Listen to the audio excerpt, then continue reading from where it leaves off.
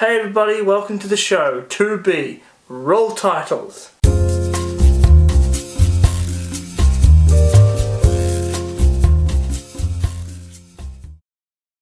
And on today's show we're going to be looking at two different things. Battlefield 1 and the first episode of Red Dwarf.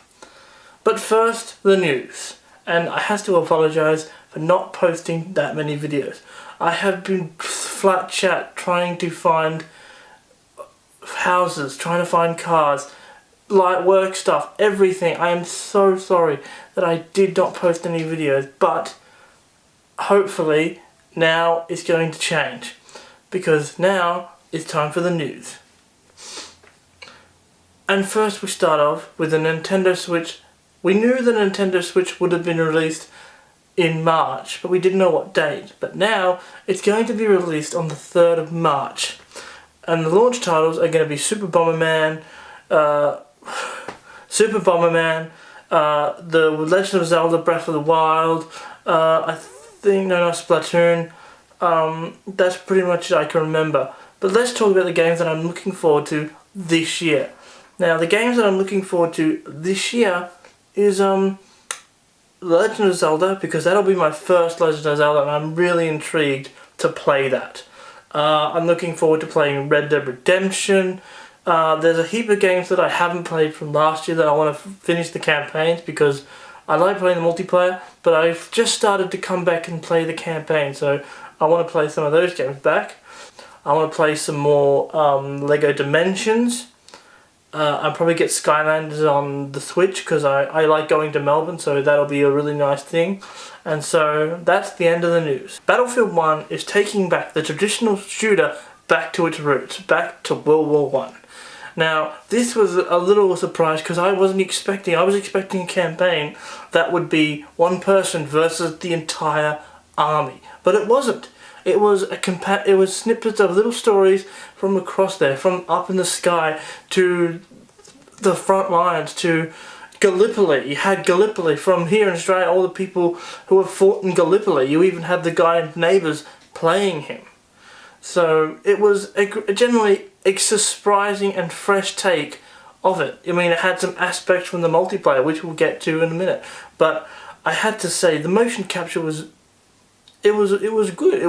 I don't really know the aspects. I haven't compared game to game with it, but I thought the motion capture was actually quite good.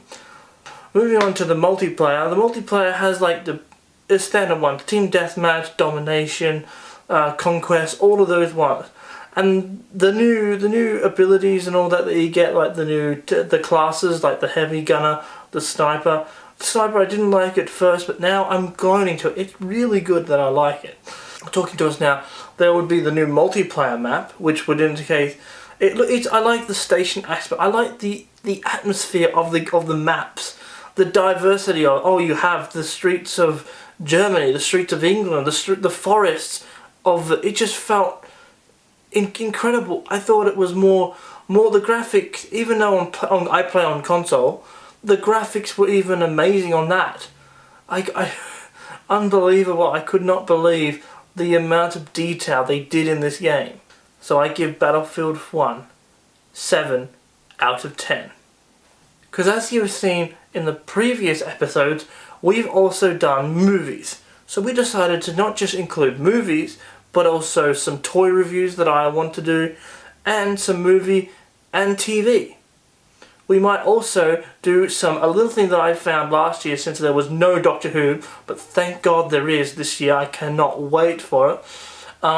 Big Finish. They do a lot of these audio adventures that are monthly, so pass the time. You can actually listen to your favourite Doctor, which is whether it's the first Doctor, whether it's the second, whether it's the fourth, whether it's any Doctor that you can think, apart from Christopher Eccleston and Matt Smith and Peter Capaldi, because I don't know why they're not doing it, but anyway. But the David Tennant one, if you want to start anywhere in Big Finish, I highly recommend the David Tennant box set. I don't think it's a box set anymore. I think it's just 3 stories that you can buy along. I bought the box set when it first got announced. So let's move on to our first television review on this channel, and it is the first episode of Red Dwarf 11. Now I hate to say it, but I love this series. You can forget Doctor Who, yes, but Doctor Who doesn't do comedy like this. It's just fantastic. I love it. So let's move on to it. And the first part of it is the gang is on Starbug. We're on Starbug. We haven't seen Starbug since I can't remember, but the gang is on Starbug. They're in this transmission from this race called the Expanoids. Now what they want is the casket of Kronos, and they ask the crew, "We will give you your hostage and the Kronos," only to find out that the hostage is Rimmer. And Rimmer say, "Oh, well, we should never negotiate," only to find out that it's him. They said, "We should negotiate. We should need to negotiate." They give them the basket. They give them the casket of Kronos, and Rimmer disappears and then appears and says, "Oh, I was there for months," and all that. And then they follow them through this wormhole, which has made it turns out that the casket of Kronos isn't just a little remembrance of their people, but actually a physical thing that they can boost their teleport through time. So they go through. Crichton finds a way that they can use their split stream to fly through there to land at the exact same.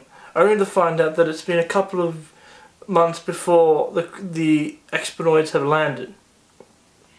It's America, Prohibition. They think it's the Prohibition, only to find out that the Prohibition is technology.